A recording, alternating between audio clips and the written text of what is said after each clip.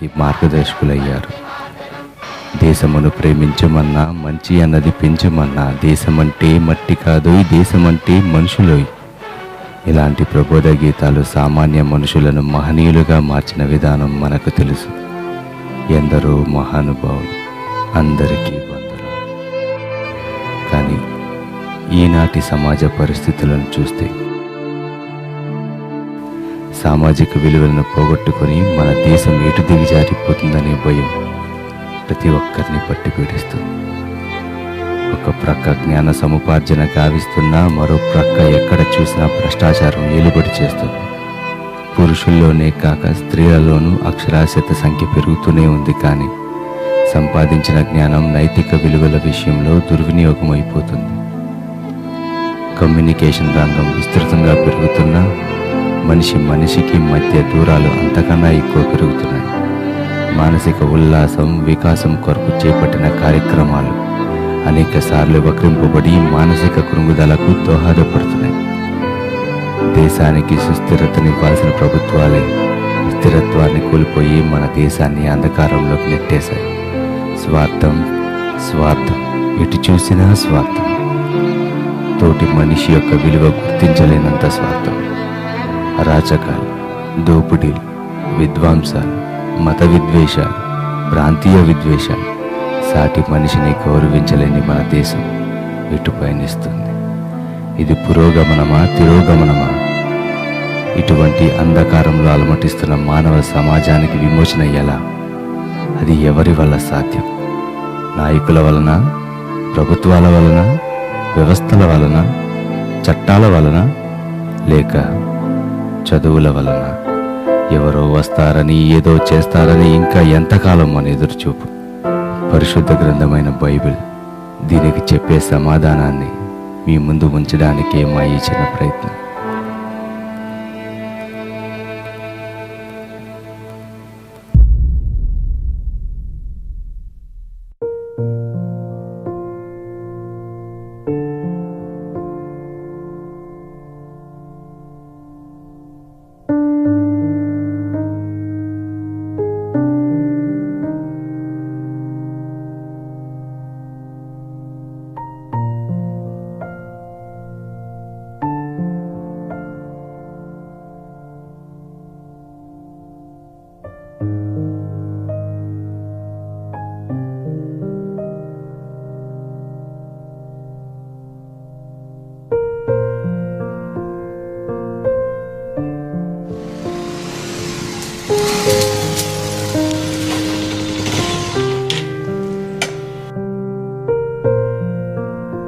ఎప్పుడైందిరా?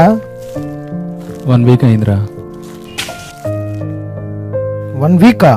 ఇంట్లో తెలుసారా? తెలుసు. తెలిసి మా నాన్నకు మెంటల్ రా. నేను ఎక్కడెళ్ళి వాళ్ళతో గొడవ పెట్టుకుంటానని ఇంతవరకు నాకు కూడా ఇంట్లో విషయం చెప్పలేదురా. అక్కడ హాస్పిటల్లో దాని మొహం చూస్తుంటే పిచ్చి పిచ్చి పిచ్చి పెట్టిపోతుందిరా. ఇప్పుడు ఎలా ఉందిరా చెల్లికి?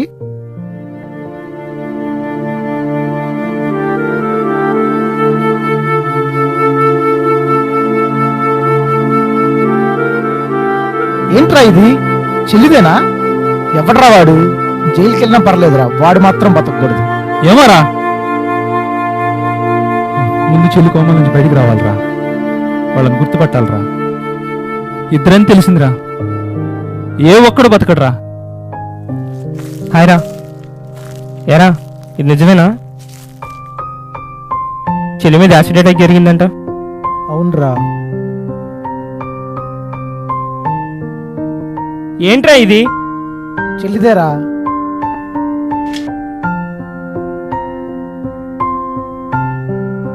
రే శంకర్, నీకు చెప్పావా? అన్నలతో నాయకులతో అయ్యే పని కాదు ఇది. మీ అంక ఎవరో డిఎస్పీ ఉన్నారని ఆయనే ఉన్నారు. గవర్నమెంట్ పోలీసులు వేస్ట్ రా. మా స్థలం కబ్జా చేసినప్పుడు మా నాన్న వాళ్ళ చుట్టూ తిరిగి నిరసించిపోయి వెళ్ళిపోయి హాస్పిటల్లో కూర్చున్నాడు రా. అందరూ దొంగలే. వీరి సంగతి ఏంట్రా? ఢిల్లీలో నిర్భయ సంగతి ఏంటి? ముంబైలో జర్నలిస్ట్ సంగతి ఏంటి? చట్టాలన్నీ సరిగ్గా ఉంటే మన దేశానికి దుస్థితి దేనికిరా? వేస్ట్ రా. ఈ డిస్కషన్స్ అన్ని వేస్ట్. మీరు వస్తారా చెప్పండి నాతో. వాళ్ళు ఎవరో తెలియాలి. ఏ ఒక్కడిని వదిలిపెట్టండి రా. ప్రాబ్లం అవుద్దేమోరా. ఏంట్రా ఏది ప్రాబ్లం? ప్రాబ్లం అంటే ఇంకెలా ఎంతమంది?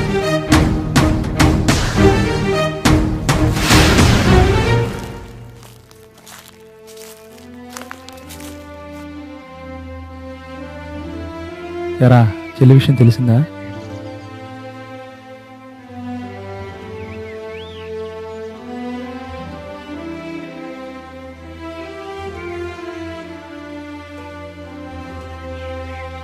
ఎందుకైందిరా ఇలా? వాడేం చెప్తాడు రా వాడి బొంద.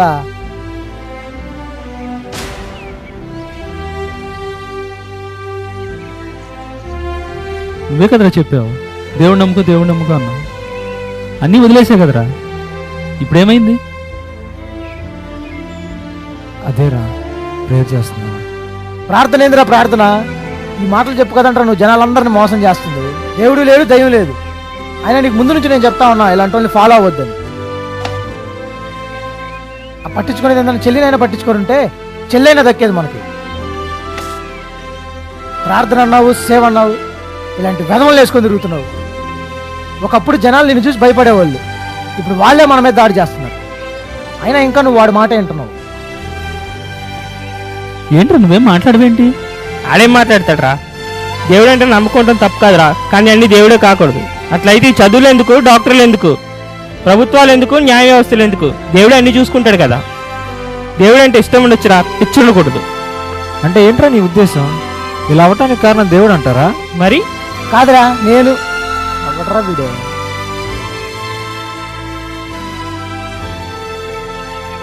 అరే చైతు, నేను మాత్రం డిసైడ్ అయిపోయారా? చేసిన వాళ్ళని ఎవరిని బ్రతకనివ్వనరా. అలా కాదురా. అరే నువ్వు నాకు ఇంకేం చెప్పడానికి ట్రై చేయకరా. అయినా వాడు చెప్పిన దాంట్లో తప్పే ఉందిరా. నువ్వు చెప్పే దేవుడే కనుకుంటుంటే జరిగేటప్పుడు ఏం చేస్తున్నాడు రా? ఆపచ్చు కదా.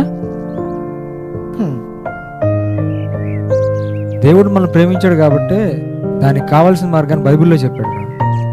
మనమే అవన్నీ పట్టించుకోకుండా గుడ్డోల్లో బతుకుతున్నాం. అరే బాబీ, మొన్న ఎందుకు మున్సిపల్ ఆఫీస్లో ధర్నా చేశారు? స్ట్రీట్ లైట్లు ఎరగట్లేదు, మార్చమని చేసాము. స్ట్రీట్ లైట్లు వెళ్ళకపోతే మీకేంట్రా ప్రాబ్లం? ఇంత చదువుకున్నావు, మైండ్ పని చేయట్లేదరా? లైట్లు అయితే యాక్సిడెంట్లు అవుతాయి కదా. అరే సుమన్, లాస్ట్ సండే చర్చిలో పాస్టర్ గారు ఏం చెప్పారో గుర్తుందా? అరే ఇప్పుడు వీటన్నిటికీ నా దగ్గర ఓపిక లేదురా. అరే పోరా, నేను వెళ్తున్నారా బాబు. అరే మేరు బాబు ఆగరా ప్లీజ్. ఏం చెప్పారా? మత 5:14 కదా, అంతే కదా? ఏముందిరా దాంట్లో? ఏముంది, మనం లోకానికి వెలుగు ఉన్నామని చెప్పారా. ఏముందిరా దాంట్లో? అందులో ఏముందంటావేంట్రా? యాక్చువల్లీ ఇప్పుడు వెలగాల్సిన వెలకపోతే యాక్సిడెంట్లు అవుతాయి అని వాడంటున్నాడు. అలాగే లోకంలో వెలగాల్సిన మనమే వెలకపోతే జీవితం అంతా యాక్సిడెంట్లే కదరా. శోధన ఎక్కడి నుంచో రాదురా. ప్రతి వాడు వాని స్వకీయ దురాశల చేత ఏడవబడి శోధనలో పడతాడు. అంటే నీ ఉద్దేశం ఏందిరా? దీనికి కారణం మనమేనా?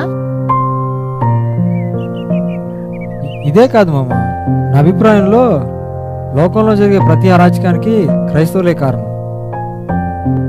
రేయ్, అది తెలుగుగా మాట్లాడకరా. అంటే నీ ఉద్దేశం ఏంటి? అరే మా తాత చర్చి పాస్టరు, మా నాన్న చర్చి వెళ్ళరు. ఎప్పుడు చెప్పని తీరిసి చెప్తాడేంట్రా బాబు వీడు. అంటే మనం బైబిల్ చదువుకుని ప్రార్థన చేసుకుంటే సరిపోతుందా? ప్రపంచంలో అన్ని సెట్ అయిపోతాయా? బైబిల్ చదువుకోవడం, ప్రార్థన చేసుకోవడం అది పర్సనల్ రా. అది చాలా ఇంపార్టెంట్. అది మన అవసరం. దాంతోపాటు దేవుడు ఈ లోకానికి సాక్షులుగా జీవించమన్నాడు. అది మన బాధ్యత. అరే మామా, సాక్షులుగా ఉంటాం అంటే ఏంట్రా? ఎవరన్నా దీపం వెలిగించి గంప కింద పెట్టరు, అందరికీ వెలుగొచ్చేటట్టు ఎక్కడైనా పైన పెడతారు. అలాగే దేవుడి చేత వెలిగించబడిన మనము అనేకులకు దారి చూపించేటట్టు జీవించడమే సాక్ష్యం అంటే. అరే ఈ లోకంలో దేవుడు మనకిచ్చిన మెయిన్ పని ఏంటో తెలుసా? ఏమోరా. ఈ లోకంలో అందరినీ ఆయన శిష్యులుగా చేయడమే కదరా మన పని. అంటే ఆయన నామంలో బాప్తీసం ఇచ్చి ఆయన చెప్పిన మార్గాన్ని బోధించడమే కదరా. మామా, నిన్ను వలె నీ పొరుగు వారిని ప్రేమించు అనే సత్యాన్ని ఈ లోకాన్ని తీసుకెళ్తే ఎలా ఉండేదిరా? ఒకసారి ఆలోచించు. ఇవన్నీ పాస్టర్ల పని కదరా. పాస్టర్లంటూ సపరేట్గా ఏం ఉండదురా. బైబిల్ ప్రకారం యేసు ప్రభు రక్తం చేత కొనబడిన ప్రతి ఒక్కరూ యాజకులే. నువ్వేంట్రా ఏం మాట్లాడకుండా సైలెంట్గా ఉన్నావు? ఆడు చెప్తున్నాడు కదరా, నాకు అది కరెక్ట్ అని అనిపిస్తుందిరా. అలా కాదురా, సమస్య మీ ఇంట్లో వచ్చినా మా ఇంట్లో వచ్చినా సమస్యే కదరా. నేను నీ బాధను అర్థం చేసుకోగలను. కాకపోతే సమస్యని కరెక్ట్గా అనలైజ్ చేసుకొని చూసుకోవాలరా. లోకమంతా చీకట్లో ఉంది, దేవుడికి దూరంగా జీవిస్తున్నారు, ఎవరికి ఇష్టానుసారంగా వారు ఉన్నారు. వీటన్నిటికీ కారణం మన స్వార్థం కాదంటావా?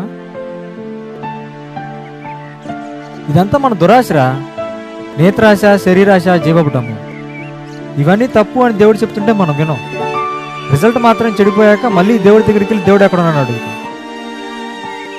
అరే బాబీ, 2000 సంవత్సరాల క్రితమే దారి తెలియక చీకట్లో ఉన్న మన కోసం దారి చూపించడానికి యేసుప్రభు ఈ లోకానికి వచ్చారు.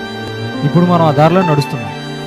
ఈ లోకానుసార జ్ఞానం కానీ, ఈ ప్రభుత్వాలు కానీ, ఈ చట్టాలు కానీ ఈ చీకటి లోకానికి మార్గం చూపించలేవురా. అది కేవలం మనకే సాధ్యం. అరే ఇవన్నీ చెప్పుకోవటానికి వినటానికి బాగానే ఉంటాయిరా. ఇలాంటి సిద్ధాంతాలు పెట్టుకుంటూ పోతే సమాజంలో ఉన్న చీడపురుగులు వేరేయలేవురా. ఒక మంచి సమాజం కావాలంటే ఎవడో ఒకటో వీటన్నిటికి అతీతంగా వీళ్ళందరినీ చంపేశారు. అరే అంత పెద్ద పెద్ద మాటలు మాట్లాడే ముందు అసలు చెడుతనం అంటే ఏంటి చెప్పరా. చెడ్డదంటే మంచిది కాంది, దాంట్లో కష్టం ఉంది. ఆహా, మరి మంచి అంటే? మంచి అంటే ఏముంది? మంచి అంటే చెప్పరా, ఆగిపోయావే. మంచి అంటే ఏంటి చెప్పు. వాడిదేముందిరా, నువ్వు చెప్పు. ఇప్పుడు ఈ బండి ఉంది, ఇది మంచి బండి అని ఎలా చెప్పగలవు? ఇది ఏమైనా ఆకలినోడికి అన్నం పెట్టిద్దా? అనాథాలకు సాయం చేసిద్దా? కాదుగా. ఈ బండి దేనికోసం అయితే కొనుక్కున్నావో ఆ అవసరం తీరిస్తే ఇది మంచి బండి అవుతుంది. అలానే ఈ లోకంలో ఒక వ్యక్తి మంచుడని ఎలా చెప్పగలం? దేవుడు వాడిని ఏ పని కోసమైనా సృష్టించుకున్నాడో దానికి తగినట్టు వాడు జీవిస్తే వాడు మంచోడు అవుతాడు. దేవుడు ప్రతి ఒక్కరిని ఒక ఉద్దేశం కోసం క్రియేట్ చేసుకున్నాడు. నువ్వెందుకు క్రియేట్ చేయబడ్డావో నీకు తెలిస్తే అది వెలుగులో జీవించడం, లేకపోతే చీకట్లో ఉన్నట్టు. ప్రతి వ్యక్తి జీవితంలో దేవునికి ఒక ఉద్దేశం ఉందిరా. నిజమైన దేవుని తెలిసిన మనమే ఈ సత్యాన్ని లోకానికి తీసుకెళ్ళలేకపోతే ఇలాంటి అరాచకాలకు ముగింపేది, అంతమేది ఎలా ఉంటుంది? నిజమేరా, మన నిర్లక్ష్యంతోనే కదా మనం ఇలాంటి కష్టాలు కొని తెచ్చుకుంటున్నాం. నాకైతే పగ తీర్చుకోవాలని ఏం లేదురా, అది ఆ దేవునికి వదిలేస్తుంది. కానీ ఈరోజు నా ఇంట్లో వచ్చిన కష్టం ఇంకొక ఇంట్లో రాకూడదురా. ఆ విధంగా మనం మెలగాలరా. పదండ్రా, వర్షం వచ్చేటట్టు వెళ్దాం. రండిరా మనం ప్రేయర్ చేసుకుందాం.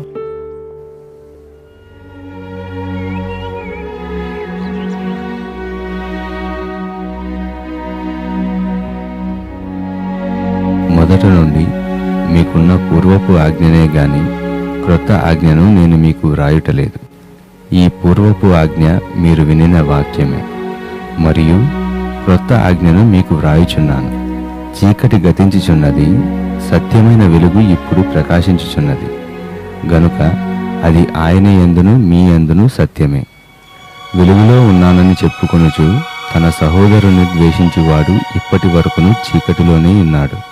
తన సహోదరుని ప్రేమించువాడు వెలుగులో ఉన్నవాడు, అతని యందు అభ్యంతర కారణమేదియూ లేదు. తన సహోదరుని ద్వేషించువాడు చీకటిలో ఉండి చీకటిలో నడుచుచున్నాడు.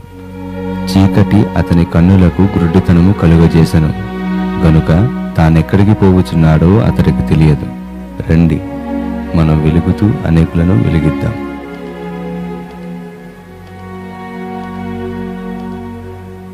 చదువును గమనించండి. గళితీయులకు రాసిన పత్రిక 5వ అధ్యాయము 13, 14, 15 చదువును గమనించండి. Galatians 5 verses 13, 14 and 15.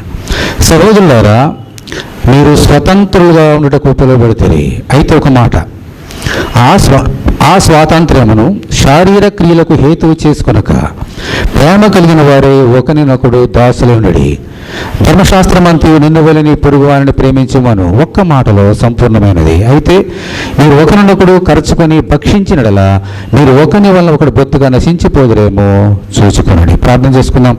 దేవునికి వందనాలు. ఈ స్వాతంత్ర దినోత్సవం అందు ప్రభువా మాతో మాట్లాడుచున్న దేవునికి వందనాలు. ఈ బిడ్డలు ప్రభువా ఎంతో ప్రేమతో నిన్ను దర్శించాలని, నీ ఆశీర్వాదం పొందుకోవాలని, నీ ఆశ్చర్య కార్యములను వారు చూడాలని వచ్చారు. మేమందరం వచ్చాం. మాతో మాట్లాడండి, దీవించండి. యేసు నామములో ప్రార్థన చేస్తున్నాం తండ్రి, ఆమేన్. షోర్ బైబిల్స్. నీ వాక్యము నా పాదములకు దీపమును, నా త్రోవకు వెలుగునైనది. The word is a lamp unto my feet and a light unto my path. దయచేసి కూర్చోండి. ఇప్పుడు మనం చూసినటువంటి ఒక స్కిట్లో లేదా షార్ట్ ఫిల్మ్లో ఒక 3 సంగతులు మనం నేర్చుకోవాలి. చాలా జాగ్రత్తగా గమనించండి. క్లుప్తంగా చెప్తాను. మొట్టమొదటి సంగతి, ఈరోజు భారతదేశానికి స్వాతంత్రం వచ్చింది. కన్యాకుమారి మొదలుకొని కాశ్మీర్ వరకు అందరూ కూడా, అలాగే ఇతర దేశాల్లో ఉన్నటువంటి భారతీయులు అందరూ కూడా స్వాతంత్ర దినోత్సవాన్ని జరుపుకుంటున్నారు. దేవుని వందనాలు. మనుషులకు 200 సంవత్సరములు దాసత్వం నుండి విడుదల వచ్చింది ఈరోజు. ఆ ఇంగ్లీష్ వారు భారతదేశాన్ని 200 సంవత్సరములు పరిపాలించినప్పుడు అనేక మంది, మనం ఇందాక పిక్చర్లో చూసిన రీతిగా సంఘ సంస్కర్తలు కానీ పెద్దలు కానీ భారతదేశాన్ని వారి యొక్క దాసత్వంలో నుండి విడిపించి స్వాతంత్రాన్ని తీసుకొచ్చారు. స్వాతంత్రం వచ్చింది 1947వ సంవత్సరం ఆగస్టు 15వ తారీఖున స్వాతంత్రం రాగానే అర్ధరాత్రి నెక్స్ట్ డే రెడ్ ఫోర్ట్ ఢిల్లీలో ఉంది. జవహర్లాల్ నెహ్రూ గారు ప్రైమ్ మినిస్టర్ అప్పుడు భారతదేశపు జెండాను అక్కడ ఎగరవేసి భారతదేశానికి స్వాతంత్రం అని చెప్పాడు. భారతదేశం ప్రపంచం అంతా కూడా ఎంతో సంతోషించింది, పండుగ చేసుకుంది.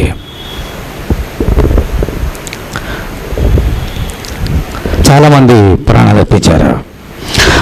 ఆ రెడ్ ఫోర్ట్లో మొట్టమొదటిగా భారతదేశపు జెండా స్వాతంత్రం వచ్చిన తర్వాత ఎగరేసినటువంటి ఆ రోజు మొదలుకొని ఇప్పటికీ 68 సంవత్సరాలు గడిచింది. 69వ సంవత్సరంలో అడుగుపెట్టాం ఈరోజు. ఒక్కసారి ఈ 68 సంవత్సరాలు కనుక చూసుకుంటే భారతదేశానికి స్వాతంత్రం వచ్చింది.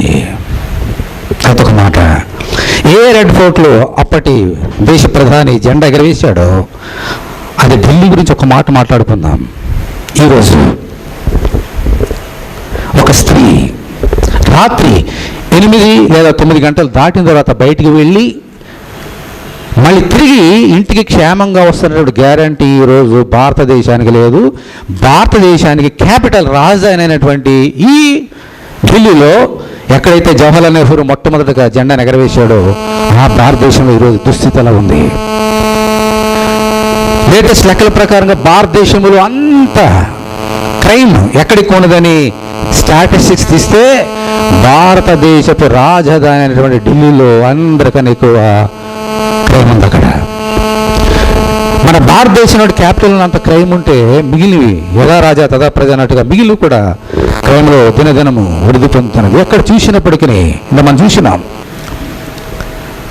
కక్షలు, భేదములు, హత్యలు, మానభంగములు, దోపిడీలు, లంచగొండితనం, అవినీతి రోజు రోజుకు పెరుగుతుందే కానీ తగ్గడం లేదు భారతదేశంలో.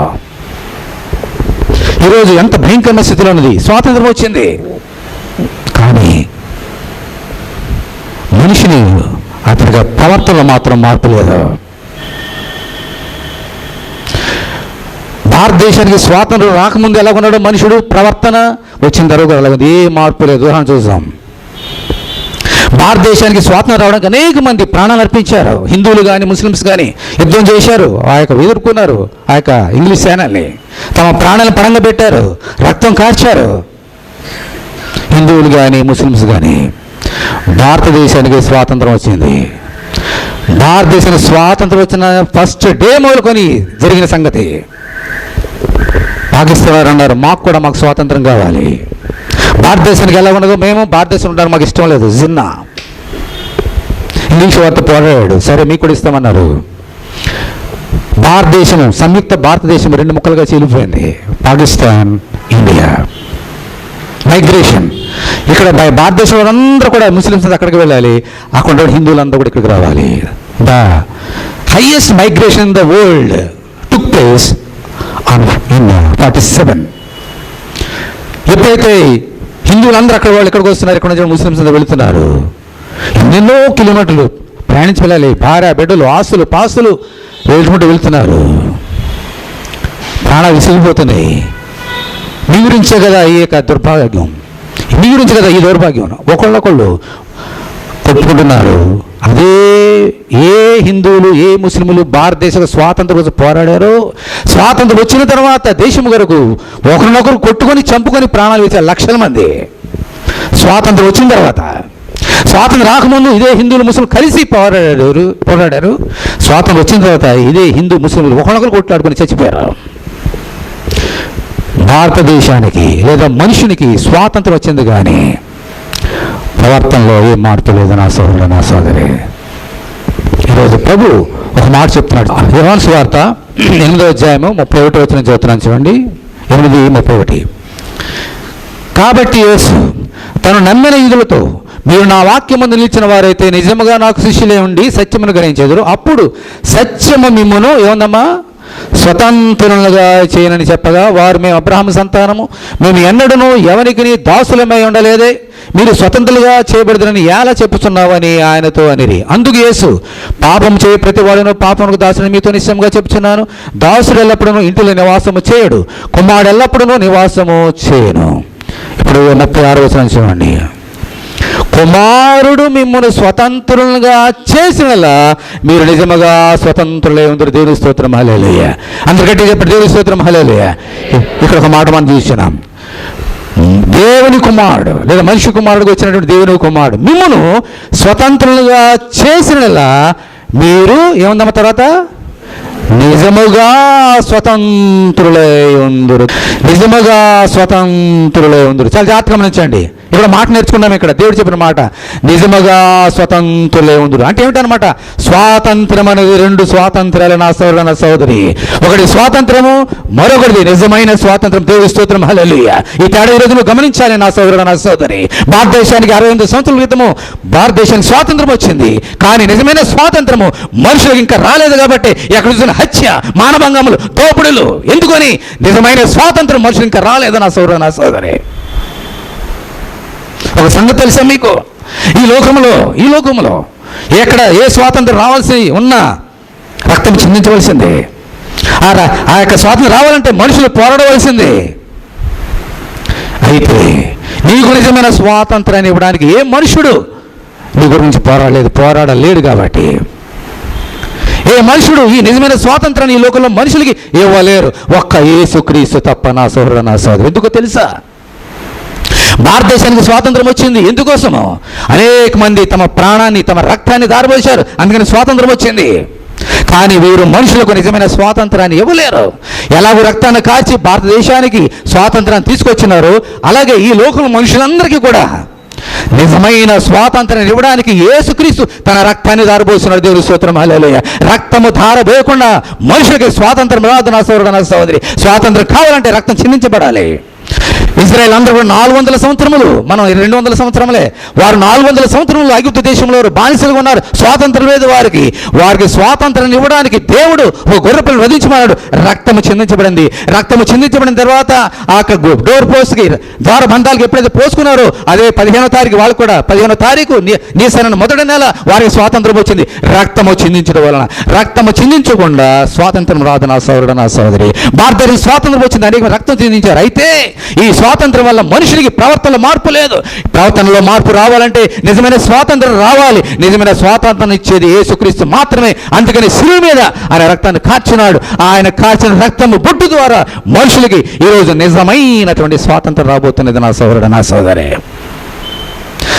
ఎప్పుడైతే నిజమైన స్వాతంత్రంలో ఒక మనిషి ఉంటాడో తోటి వ్యక్తిని ద్వేషించలేడు, తోటి వ్యక్తిని చంపలేడు, తోటి వ్యక్తిని దొంగిలించలేడు, తోటి వ్యక్తికి మోసం చేయలేడు.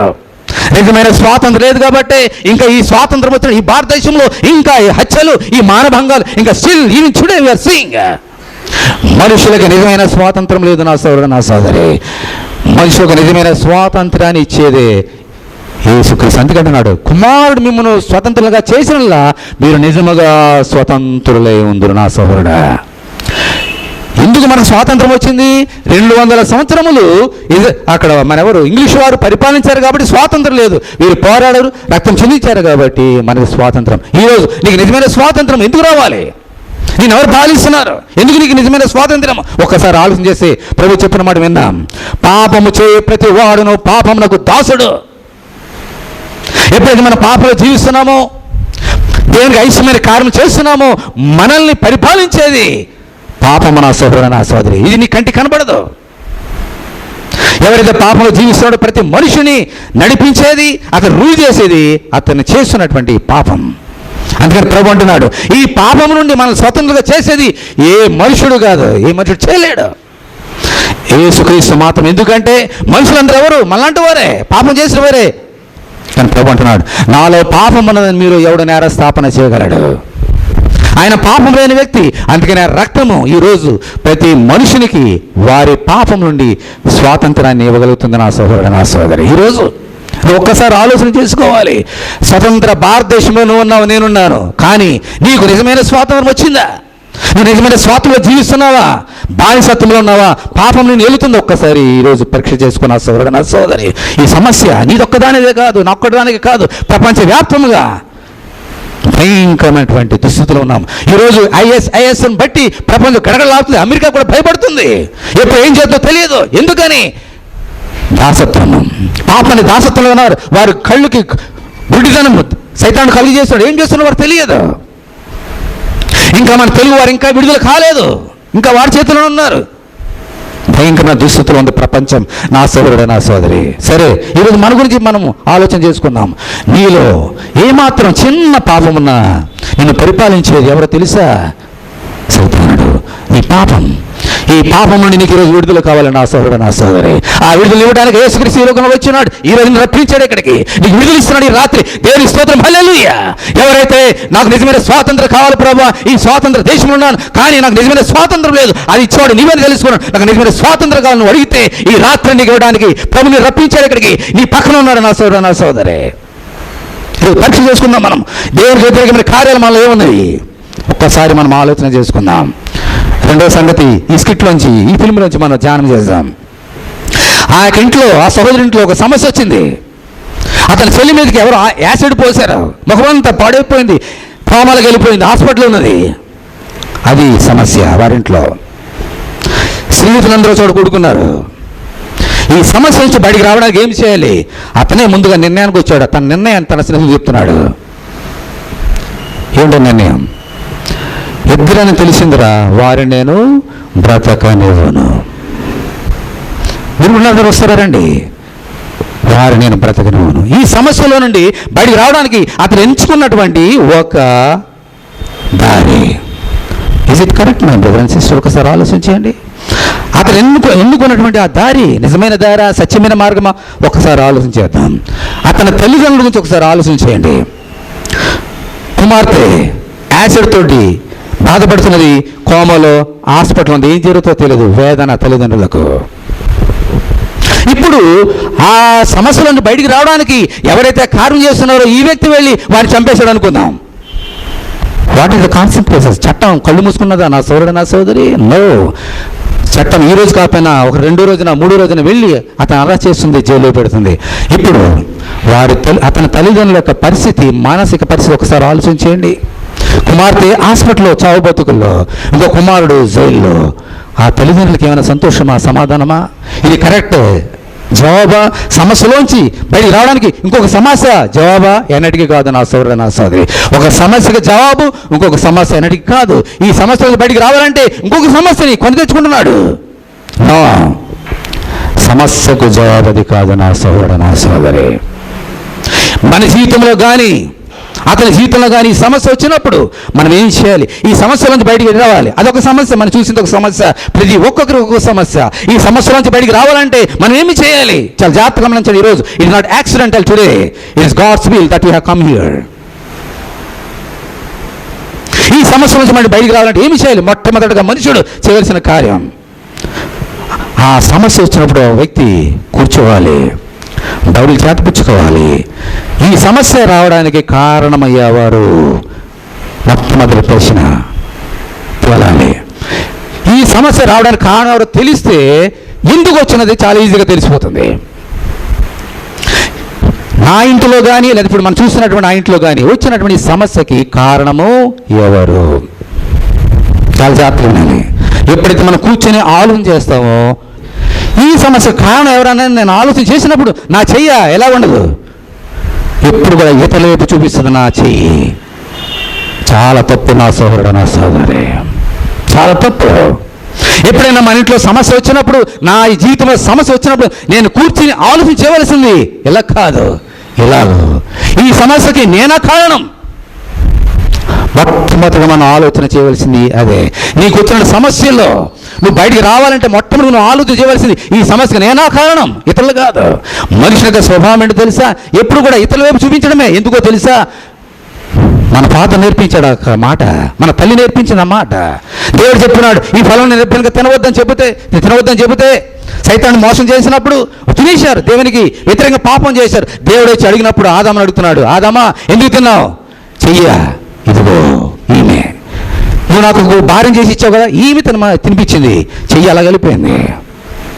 నేనే ప్రభు అనలేదు, ఇలా వెళ్ళింది. దేవుడు వెళ్ళాడు హవ్వతోటి, అవ్వ ఏం చేసావు? మళ్ళీ చెయ్యా, ఇదిగో ఈ సర్పం, నేను కాదు. మనుషులకు నైజం ఎప్పుడు ఇతరులకు చూపించడమే చెయ్యి. నిజంగా వారు కనుక దేవుని దగ్గర ప్రభువా నువ్వు చెప్పావు నేను వినలేదు, నేను పాపిని అని ఒప్పుకోలేదు ఆదాము. అదే నైజం మన రక్తంలో కూడా ప్రసరిస్తుంది ఈరోజు. మన ఇంట్లో సమస్య వచ్చినప్పుడు ఎప్పుడు కూడా ఎవరు ఈ కారణం చేశారు వారి మీద మన దృష్టి కానీ ఈ యొక్క సమస్యకు నేనేమో కారణం అని ఎప్పుడు ఆలోచన చేయం. దేవుడు ఈరోజు చెప్తున్నాడు. యోహాను పత్రిక అందరు తీయండి, యాకోబు పత్రిక, బైబిల్ తీయాలి. యాకోబు పత్రిక 1వ అధ్యాయం.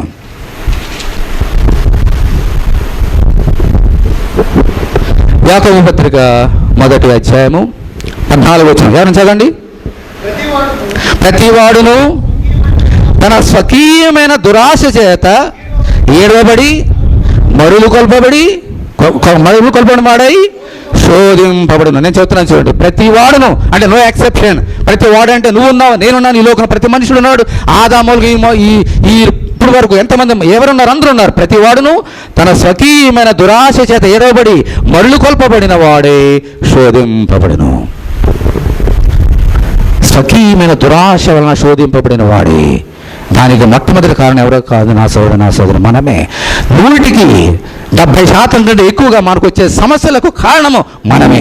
మన దురాశలు, దేవునికి అయిష్టమైన కార్యాలు, దేవుని వాక్యానికి ఆయస్కరమైన కార్యాలు మనలో ఉంటాయి. స్వకీయమైన దురాశ, ఇవే మన సమస్యలకి ప్రధానమైన కారణం. నా సోదరే, ఎప్పుడైతే నువ్వు ఒక సమస్య నీ ఇంట్లో వచ్చినప్పుడు దాని గురించి నువ్వు ఆలోచన చేసుకొని నాలో ఈ సమస్య, నా గురించి ఈ సమస్య వచ్చింది తెలుసుకున్నప్పుడు, ఒకవేళ అది నీ గురించి నువ్వు నిర్ధారణ చేసుకుంటే నువ్వేం చేయాలో తెలుసా? ఆ సమస్యలు నువ్వు బయటికి రావాలంటే వెంటనే ప్రభు దగ్గర రావాలి. ప్రభువా నన్ను క్షమించు. లేఖనం చెబుతున్నది, మన పాపములను మనం ఒప్పుకొని ఎడల ఆయన నమ్మదగిన వాడును నీతిమంతుడును గనుక మన పాపమును క్షమించి సమస్త దుర్నీతి నుండి మనలను పవిత్రులుగా చేయను. మీ జీవితంలో ఈరోజు దేవుడు మీతో మాట్లాడుతున్నాడు. మీ ఏ సమస్యనే, మనం చూసిన ఫిలింలో ఒక సమస్య, నీకు ఇంకొక సమస్య ఉండొచ్చు, ఏ సమస్య అయినా సరే ఆ సమస్యలను బయటికి రావాలంటే this is the only the way. First thing, ఈ లోకంలో 2 చట్టాలు ఉన్నాయి. మొదటిది దేవుని యొక్క చట్టము, రెండవది ప్రభుత్వం యొక్క చట్టం. మొట్టమొదటిగా మనం లోబడవలసింది దేవుని యొక్క చట్టానికి. దేవుని యొక్క చట్టం గురించి మనం నేర్చుకుంటున్నాం. నీవు ఆ సమస్యకి కారణం అని తెలుసుకున్నప్పుడు ప్రభు దగ్గర రా, నీల్ డౌన్. దేవుడు నిన్ను ఎందుకు ఇలా చేశాను అడగడు. నువ్వు ప్రార్థన చేసి ప్రభు నన్ను క్షమించని అడిగినప్పుడు ఖచ్చితంగా నేను క్షమిస్తాడు. నా సోదరే, ఇది నువ్వు చేయవలసినటువంటి కార్యం. ఇప్పుడు రెండో సంగతి, సరే నువ్వు కూర్చున్నావు, ఆలోచన చేసావు, ఈ సమస్యకి నువ్వు ఏమాత్రమో కారణం కాదు, నీ ఈవెన్ 1% కూడా 100% నువ్వు కారణం కాదు అనుకోండి. అప్పుడు ఏం చేయాలి? చాలా జాగ్రత్తగానండి. ఇక్కడ ఉదాహరణ చూద్దాం. 2వ ఎగ్జాంపుల్ ప్రకారం చూస్తే ఈ యొక్క సహోదరి కాలేజీకి వెళ్తుంది, లేదా స్నేహితురాలింటికి వెళ్తుంది, లేదంటే ఇంకెక్కడికో కాయగూర కొనడానికి వెళ్తుంది. ఎవరో ముఖము తెలియని వారు 2 వ్యక్తులు స్కూటర్ మీద వెహికల్ మీద వచ్చేసి ఏంటి చాలా అందంగా ఉందరే, దీన్ని ఎలా పాడు చేయాలని చెప్పేసి ఆ యాసిడ్ ఆ ముఖం మీద కొట్టారనుకోండి, పారిపోయారనుకోండి, అందులో ఈమె తప్పేమనుందా? Not even 1%. తప్పంతా వారు. ఒకవేళ ఇటువంటి సిచ్యువేషన్ మనం ఉంటే ఏం చేయాలి? మన జీవితంలో మన సమస్యలకు ఇతరులు కారణమైతే ఏమి చేయాలి? తెలిసిపోయింది. మన సమస్యలకు ఎవరు కారణమో తెలిసిన తర్వాత ఎందుకు జరుగుతుంది చాలా ఈజీ క్యాల్కులేట్ చేయడం. అప్పుడు మనం ఏం చేయాలి? నా సోదరుడా, నా సోదరి, ఈ వ్యక్తి ఏం చేశాడు? నా చెల్లిని యాసిడ్ పోసి పాడు చేసిన వాడిని నేను బ్రతకనివ్వను అన్నాడు. సరే, తప్పు తర్వాత తెలుసుకున్నాడు, తర్వాత ప్రార్థన చేశారు కదా, సరే అది వేరే విషయం. కానీ తెలియకున్నప్పుడు ఏం చేశాడమ్మా? ఆ వ్యక్తిని చంపాలని నిర్ణయం చేసుకున్నాడు. మనం కూడా మన జీవితంలో ఎదురే సమస్యలకి పలానా వ్యక్తి కారణం చెప్పగానే వెంటనే మనకేమొస్తుందమ్మా? ఎలాగైనా అతని మీద నేను యాక్షన్ తీసుకోవాలి. అయితే దేవుడు ఏర్పాటు చేసిన చట్టం నీతో ఏం చెప్తుందో నేర్చుకున్నాము. రోమీయులకు రాసిన పత్రిక 12వ అధ్యాయం. రోమీయులకు రాసిన పత్రిక 12వ అధ్యాయం.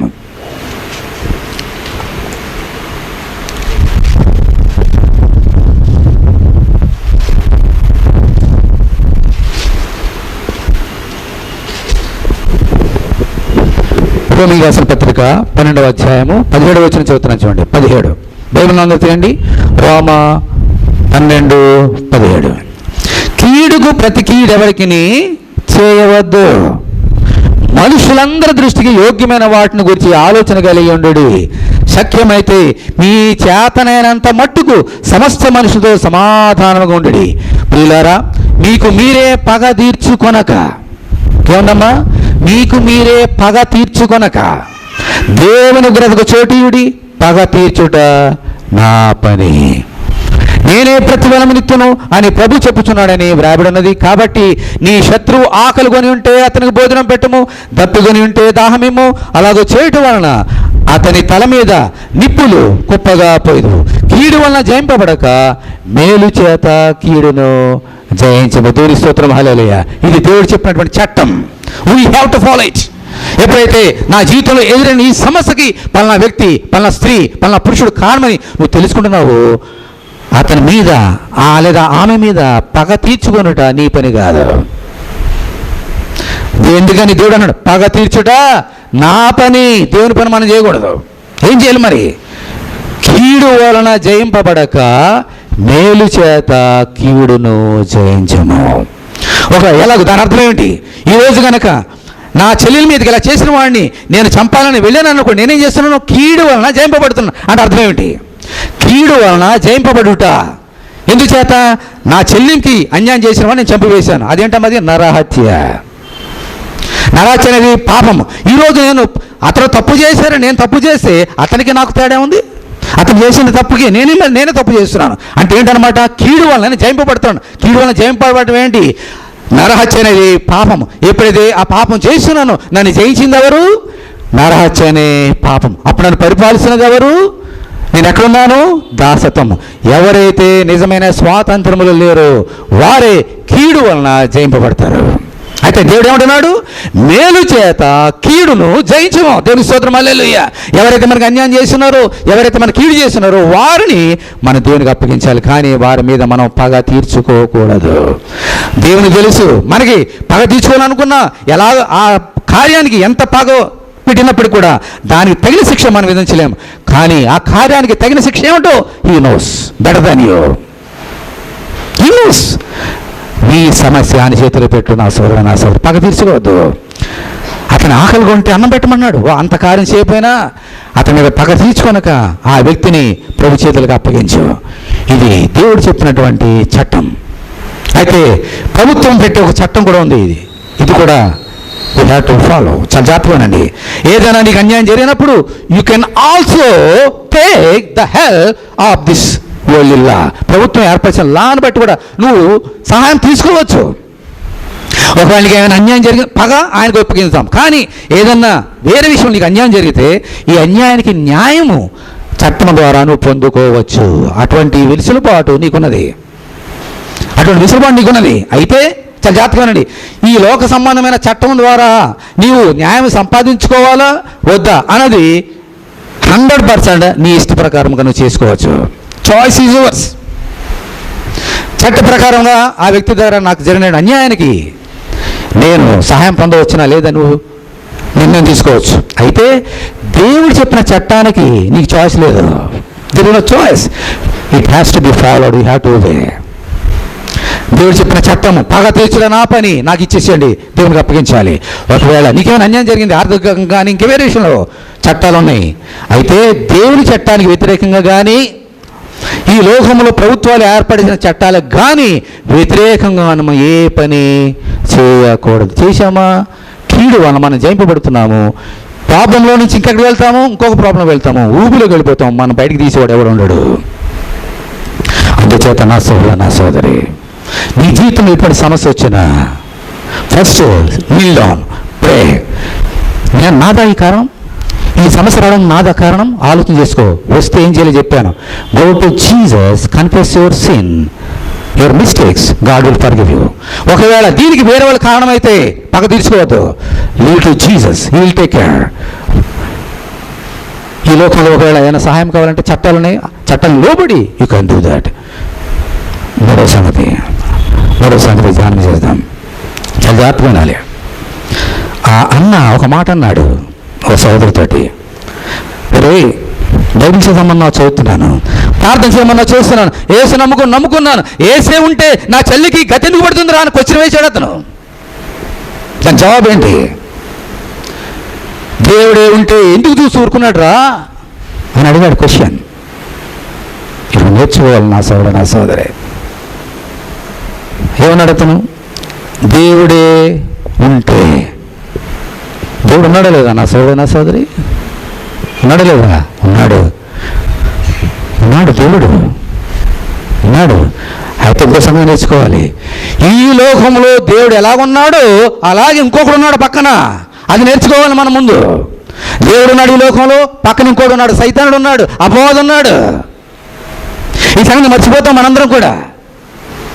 ఒకని జీవితంలో ఏదైనా కీడు కానీ, ఏదైనా అపవాది చేసిన ఏదన్నా సమస్య వచ్చినప్పుడు సాధారణంగా మనం చేసినటువంటి పని ఇదే. దేవుని మీదకి మనం ఏం చేస్తామో ఆ సమస్యను నెట్టివేస్తాం. దేవుడు ఉంటే ఎందుకు ఇలా జరుగుతుంది, నేను నమ్ముకున్నాను, ప్రార్థన చేస్తున్నా, ఎందుకు ఇలా జరిగింది అనుకుంటాం మన అందరం కూడా, చాలా సాధారణంగా, సర్వసాధారణంగా. అయితే దేవుడు ఏం చెప్తాడు నీతో ఒకసారి గమనించండి. అదే యాకోబు పత్రిక 1వ అధ్యాయం 13వ వచనం చదువుతున్నానండి. 13 బైబిల్ తీయండి. జేమ్స్ 1:13. దేవుడు కీడు విషయమే శోధింపబడనేరడు, ఆయన ఎవనిని శోధింపడు గనుక ఎవడైనా శోధింపబడినప్పుడు నేను దేవుని చేత శోధింపబడుచున్నానని అనకూడదు. దేవుడు ఉంటే ఎలా జరిగింది నా జీవితంలో అనవద్దు. ఎందుకో తెలుసా? దేవుడు ఎప్పుడు కూడా కీడు విషయంలో శోధింపబడనేరడు, ఎవరిని శోధింపడం అంటే సమస్య. ఏ కీడు విషయంలో సమస్య మనకి ఆయన ఇవ్వడు. ఇచ్చేది ఎవరయ్యా అంటే సైతానుడు. చాలా జాగ్రత్తగా గమనించాలి. దేవుడు ఉన్నాడు, ఓకే. మరి సైతానుడు ఈ లోకంలో ఉండడానికి కారణం ఎవరండి? చెప్పండి మీరు జవాబు. దేవుడు ఉండడానికి కారణము ఆయన చిత్తం, ఓకే. మరి సైతానుడు కూడా ఈ లోకంలో ఉండడానికి కారణం ఎవరు తెలుసా? నువ్వే, నేనే, నా తండ్రే. తెలుసా మీకు సంగతి? దేవుడు చెప్పాడు ఈ ఫలం తినవద్దని. ఎప్పుడైతే దేవుడు చెప్పిన మాట ఆదాము హవ్వలు వినలేదో అప్పుడు సైతానుడికి తమ అమ్ముకున్నారు. సైతానుడికి ఈ లోకానికి ఎంట్రన్స్ ఇచ్చారు. అందుకని దేవుడి మాట వినలేదు కాబట్టి దేవుడు వారిని శిక్షించాడు. ఈ లోకంలో సైతానికి ప్రవేశం దొరికింది నా సోదరుడు నా సోదరి. ఈ వంచుడే, ఈ మానభంగాలు, ఈ హత్యలు ఇవన్నీ ఎందుకంటే సైతానుడు చేస్తున్న కార్యాలు అవన్నీ కూడా. సైతాను చేస్తున్నాడంటే దానికి వాడికి ఇస్తున్న సహకారం ఎవరై అంటే మనుషులే. వాడికి లొంగిపోయినారు, వాడు ఏం చెబుతా చేస్తున్నారు. ఐఏఎస్ వాళ్ళు కానీ ఈ లోకంలో ఎవరైనా సరే. దేవుడు ఎప్పుడు కూడా నీకు కీడు చేయడు నా సోదరుడు నా సోదరి. అయితే చూస్తే ఎందుకు ఊరుకున్నాడు అన్నా కదా, నీకు డౌట్ రావచ్చు. చాలా జాగ్రత్తగానండి. ఏ వ్యక్తి అయితే నాకు నిజమైన స్వాతంత్రము కావాలని చెప్పేసి తన జీవితాన్ని ప్రభుకు సమర్పించుకుంటాడో ఆ వ్యక్తి జీవితంలో సైతాన్ని శోధన తేవడానికి యేసుక్రీస్తు ఎప్పటికీ అనుమతి ఇవ్వడు. దేవుని స్తోత్రం, హల్లెలూయా. ఈ యొక్క ట్రూత్ని అర్థం చేసుకోవాలి. ఎవరికి సమస్య అంటే ఎవరైతే తమ జీవితాన్ని నిజమైన స్వాతంత్రం లేకుండా ఈ లోకానుసారంగా జీవిస్తున్నారో వారి మీదకే సైతానుడు పరిపాలన చేస్తాడు, తన ఇష్టానుసారంగా మలుచుకుంటాడు. కానీ ఇదే లోకంలో నీ జీవితాన్ని ప్రభు సమర్పించుకొని నాకు నిజమైన స్వాతంత్రం కావాలని యేసును సమర్పించుకున్నావా, సైతానుని ముట్టకుండా నీ చుట్టూ కంచె వేస్తాడు నా సోదరుడు నా సోదరే. నువ్వు పరీక్ష చేసుకోవాలి. నా జీవితంలో ఉన్నది నీ యేసులోనా సైతాన్ చేతుల్లోనా నువ్వు అర్థం చేసుకుంటే, పరీక్ష చేసుకుంటే ఆ సమస్యకి నీ దగ్గర జవాబు దొరుకుతుంది చాలా త్వరగా. దేవుని మీదకి నెట్టవద్దు. అలా జరిగింది దేవుని వల్ల జరగలేదు, సైతాన్ వల్ల జరిగింది. సైతాన్ ఈ లోకం రావడానికి కారణం ఎవరే అంటే మన బలహీనతలే. మన బలహీనతలే నా సహోదరుడు, నా సోదరి. అందుకని ఇప్పుడు కూడా మనం మన జీవితాన్ని ప్రభు సమర్పించుకోవాలి. ఒకవేళ మన జీవితంలో దేవుడికి సమర్పించుకున్నా కూడా నీ జీవితంలో సమస్య వస్తే దానికి ఒక కారణం ఉన్నది నా సోదరుడు, నా సోదరి. యోబు ఉన్నాడు, తన జీవితానికి ప్రభు సమర్పించుకున్నాడు, అయినా అతని సైతానుడి వల్ల సమస్య వచ్చింది. ఎందుకంటే ఒక్కొక్కసారి వెరీ రేర్ కేసెస్లో దేవుడు అనుమతిస్తాడు సమస్యలు నీ జీవితానికి వేసుకుని సమర్పించుకుని. ఎందుకంటే నీలో ఉన్నటువంటి బలహీనతల్ని, పనికిరాని తీగలను బయట తీసివేయడానికి, నిన్ను పరిపూర్ణంగా చేయడానికి, నీ విశ్వాసాన్ని వృద్ధి చేయడానికి, నువ్వు దేవుని మహిమపరచడానికి ఒక్కొక్కసారి అనుమతిస్తాడు. దానివల్ల నీకు మేలే కానీ కీడు జరగదు. దేవుని ప్రేమించే వారికి మేలు కలుగుటకి సమస్తమును సమకూడి జరుగుతున్నవి. అంచేత నీకు 2 ఆశీర్వాదాలు. నీ జీవితాన్ని ప్రభు సమర్పించుకుంటే సైతాన్ని ముట్టాడు, కీడు జరగదు. ఒకవేళ జరిగినా దానివల్ల నీకు మేలే కానీ కీడు జరగదు నా సోదరుడు, నా సోదరి. అందుచేత ఈరోజు ఈ స్వాతంత్ర దినోత్సవ సందర్భంలో నువ్వు నేర్చుకోవాల్సిన సంగతి, నాకు నిజమైన స్వాతంత్రము వచ్చిందా? అది నీకు మనుషుడు ఎవడెవలేడు, యేసుక్రీస్తు తప్ప. నీ జీవితంలో సమస్య ఎదురవుతున్నప్పుడు దానికి కారణం ఎవరు? కూర్చొని ఆలోచన చేయి. 90% నేను చెప్తున్నా మనమే కారణం అవుతాం. దేవుని వాక్యం చెప్తుంది కాబట్టి. ఒకవేళ మనమైతే సమస్యకి వెంటనే ప్రభు దగ్గరికి వచ్చి మన పాపాలను ఒప్పుకుందాం. ఒకవేళ ఇతరులైతే ఆ వ్యక్తుల్ని దేవునికి అప్పగిస్తాం. మన జీవితాన్ని ప్రభు సమర్పించుకుందాం. సైతం నేను ఏం చేయలేడు. నీ జీవితంలో నువ్వు అనుకోని సంఘటన జరిగినప్పుడు వెంటనే దేవుని మీద నెట్టేకు. ఏంటి ప్రభువా అని అనొద్దు. అది సైతాన్ చేసే కార్యం. ఈరోజు ఇప్పుడు సమయం సరిగ్గా ఒక్క 10 నిమిషములు మనం దేవుని దగ్గర ఇప్పుడు ప్రార్థన చేయబోతున్నాం. ఆఖరి నేను ప్రార్థన చేస్తాను, కానీ ఇప్పుడు ఎవరికి వారు ప్రార్థన చేసుకునేటువంటి సమయం. చాలా జాగ్రత్తగా వినండి. 3 సంగతులు చెప్పాను. ఈ రోజు నీకు ఇంకా నిజమైన స్వాతంత్రం లేక అనేకమైన బలహీనతలతోటి దేవునికి అయిష్టమైన కార్యంతో నువ్వు సతమతవుతున్నావేమో. ఈరోజు నీకు సమయం ఇస్తున్నాడు దేవుడు. ప్రార్థన చేయి. ఈ రాత్రి నీకు విడుదలగా ఇస్తున్నాడు దేవుడు. భారతదేశానికి ఎలాగ స్వాతంత్రం వచ్చిందో ఈరోజు నీకు నీ పాప నుండి స్వాతంత్రం ఇవ్వబోతున్నాడు ఈ రాత్రి నీకు. ఇది దేవుడు చేసే కార్యం. దేవుడు పెట్టమన్నాడు ఇక ఆరాధన. ఎందుకని నిన్ను ప్రేమించి నీకు విడుదల ఇవ్వడానికి. ఒకటి. రెండవది, నీకున్నటువంటి సమస్యకు నీవే కారణమేమో ఈరోజు పొరుదరూపుడు. ఒకవేళ ఇక్కడ సమయం లేకపోతే ప్రార్థన చేయి. ఇక్కడ ఇంటికి వెళ్ళిన తర్వాత నీ పాపాలను ఒప్పుకో. దేవుడు ఖచ్చితంగా నేను క్షమిస్తాడు నా సోదరుడా, నా సోదరి. ఎవరైనా నీకు సమస్యలు క్రియేట్ చేస్తుంటే వారిని దేవుడికి అప్పగించి పక్క తీర్చుకోవద్దు. God will take care with of them. వారిని ఎలాగ చేయాలో, ఎలాగ నడిపించాలో, ఎక్కడ పెట్టాలో, ఎలా నలగొట్టాలో he knows better than you. దేవుడికి అప్పగించే. మూడవది, పరిపూర్ణంగా నీ జీవితానికి ప్రభువుకు సమర్పించుకో. రాత్రి నీ జీవితంలో ఇప్పుడు కూడా శోధనని దేవుడు అనుమతించిన దానిని కీడుని మేలుగా చేయగల నీ దేవుడు. సజీవుల్ని మృతులను సజీవులుగా చేయడు దేవుడు. చీకటిని వెలుగుగా చేయగల దేవుడు. మనలోని బయటకు రప్పించే దేవుడు. ఆశ్చర్యకార్యాలు చేసే దేవుడు. నా సోదరు, నా సోదరి, ఈ 3 కార్యాలు చేద్దాం ఇప్పుడు. తర్వాత ఆఖరణ మీ అందరూ కూడా నేను ప్రార్థన చేస్తాను. చాలా జాగ్రత్తగానండి. This is your prayer time before Lord Jesus. మీకు ఒక ఫ్రీడమ్ ఉంది. ఇప్పుడు మీరు ఎక్కడ కూర్చున్నారో అక్కడ కూర్చొని ప్రార్థన చేసుకోవాలని అనుకుంటున్నారా? చేసుకోండి. పక్క వాళ్ళకి డిస్టర్బ్ లేకుండా మీ మనసులో చేసుకోండి. బయట చేసుకుంటే మెల్లగా చేసుకోండి, పక్క వాళ్ళు డిస్టర్బ్ లేకుండా. స్తోత్రం. ఈ రాత్రి సమయంలో మాతో మాట్లాడండి. అని వందనాలు. ఇక్కడ ఎంతమంది ఉన్నారు యవ్వన బిడ్డలు. ఒక్కొక్కరు ఒక ముత్యం, నాయన ఒక్కొక్కరు ఒక మాణిక్యం, ఒక్కొక్కరు ఒక్కొక్క గోమేధికం, రత్నాలు. ఈ విలువైన రత్నాలు నీకు కావాలని కోరుకుంటున్నావు. అందుకనే చెప్పే యవనస్తుడా, నా కాడిని మోయి. యవన కాలంలో కాడి మోయటన్నరికి మేలు. ఇగో బిడ్డలు అందరూ నువ్వు ఎలా కాడి మోసావో, సైతానుడు ఏ కాడిని పట్టుకొని ఎదురు చూస్తున్నాడు, ఇవన్నీ నేర్చుకున్నాం. ఈ బిడ్డలు రాత్రి ఆ కాడిని మార్చుకోవాలని ఆశపడుతున్నాడు యేసయ్య. ఆ ఇనుప కాడిని కొట్టు యేసయ్య. ఈ ఆకర్షణలో పడిపోకుండా లేపు, ఊబిలో నుంచి లేపు యేసయ్య. దావీదుని ఆ ఊబిలోంచి ఎలా తీసావో అయ్యి నా సహోదరుని ఎవరి బిడ్డల్ని ఊబిలోకి రాకాయి ప్రభు. సైతానుడు తొక్కిస్తున్నాడు ఊబిలోకి. పైకి లేపునైనా ఎత్తైన కొండమకి లేపేసేయి, నీ కాడిని పెట్టేసేయా. నీ కాడి చాలా తేలిక, చాలా సులువు. అవుదేమో నీ కొందనాలు. ఆ కాడి మాకు పెట్టు, అప్పుడే మాకు విశ్రాంతి.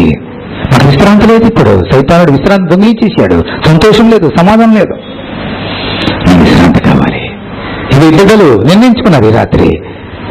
నీ కాడి మోసుకున్నట్టుగా ఇతరులకు మాదిరికరంగా వారి జీవితాన్ని మార్చమని ప్రభు సంఘాన్ని ఒకసారి జ్ఞాపకం చేసుకుంటున్నావు. ఇక్కడ ఒక పర్పస్తో ఇక్కడ నడిపిస్తున్నావు ఈ సంఘాన్ని. ఎవరి బిడ్డలనే నడిపిస్తున్నావు, ఎందుకంటే అవన్నీ కావాలి కాబట్టి. నీ చేతిలో ఒక్కొక్కరు పనిముట్టుగా మారాలి. దీవించు, ఆశ్రయించు, సంఘం దీవించు. సంఘ పెద్దల్ని, సిస్టర్ గారిని వాళ్ళు దీవించు. ఎంతో ప్రయాసపడుతున్నారు సంఘము వాళ్ళు తీసుకురావాలని. వారి కుటుంబాన్ని దీవించు, ఆశ్రయించు. సిస్టర్ గారిని త్వరగా కోలుకోవడానికి సహాయం తెచ్చి, ఎవరైతే దర్శనం లేవనెత్తు, ఎవరైతే కన్నీళ్ళు వాళ్ళకి కన్నీళ్ళు తుడిచివేసేయి. ఎవరికి ఉద్యోగాలు ఇచ్చే ప్రభా. ఎవరికి విశ్రాంతిని ఇచ్చే ప్రభా. నిష్ప్రేమ దాసుని మరుపరిచి మాట్లాడిందేవా, నీ వందనాలు స్తోత్రాలు చెల్లించు. యేసు నామములో ప్రార్థన చేస్తున్నాం తండ్రి, ఆమేన్. God bless you. దయచేసి గమనించండి, today it have accidental, it is the purpose. Yesu నిన్ను ప్రేమించి నిన్ను మార్చాలని, నిన్ను వాడుకోవాలని ప్రభు ఎంతమంది ఉన్నారు అంతమంది. ఇట్స్ నాట్ ఒకళ్ళ గురించి కాదు, అందరూ ఇంక్లూడింగ్ మీ మాట్లాడాడు. నాతో మాట్లాడాడు, అందరితో మాట్లాడాడు. ఒక్కొక్కరు ఒక్కొక్క పనిముట్టుగా మారాలి. సైతానికి తాగవద్దు. ఎనపగట్లు వద్దు మనకి, ఎనపీదనం జీవితాన్ని మార్చుకున్నాం. God bless you. దేవుని దీవించిన గాక. అందరు లేచిన వెళ్ళండి. పరలోక ప్రార్థన ఆశీర్వాదంతో ఈ ఆరాధన మనం ఎంచుకుని, పరలోకమున మా తండ్రి, నీ నామం పరిశుద్ధపరచబడును గాక, నీ రాజ్యం వచ్చును గాక, నీ చిత్తము పరలోకములో నెరవేర్చినట్లు భూమి మీద నెరవేరును గాక. మాకు కావలసిన అనుదిన ఆహారం చేయము. మరలా అపరాధం చేసిన వారిని మేము క్షమించిన ప్రకారం మళ్ళీ అపరాధం క్షమించము.